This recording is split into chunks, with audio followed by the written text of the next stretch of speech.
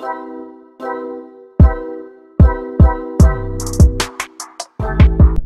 दोस्तों, जीअं त तव्हांखे ख़बर आहे मुंहिंजो नालो आहे सोनो सिंधी।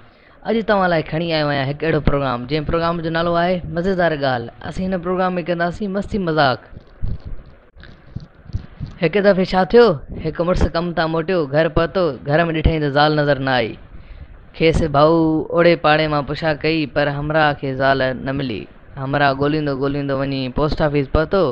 पोस्ट मास्टर खे चवणु लॻो, अदा गुमशुदगी जी दरख़्वास्त लिख। खेसि पोस्ट मास्टर चयो, छा थियो आहे अदा? मुड़ुसु चवणु लॻो, मुंहिंजी ज़ाल गुम थी वई आहे अदा। पोस्ट मास्टर जवाबु ॾिनसि त निभागा ही पोस्ट ऑफिस आहे, पुलिस स्टेशन नाहे। ऐं खेनि मुड़ुसु चवणु लॻो, माफ़ कजांइ यार, ख़ुशी में सम्झ में नथो अचे त काॾे वञा।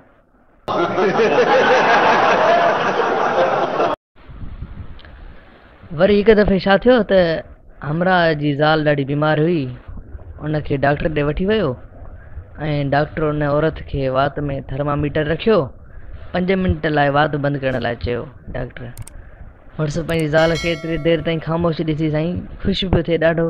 चई मुंहिंजी ज़ाल एतिरो चुप लॻी पई आहे। जेॾीमहिल दवा वठी निकिता, आख़िर में डॉक्टर खां मुड़ुसु पुछणु लॻो त डॉक्टर साहब ॾे ख़बर भला इहा मशीन घणे मिलंदी आहे चुप कराइण वारी?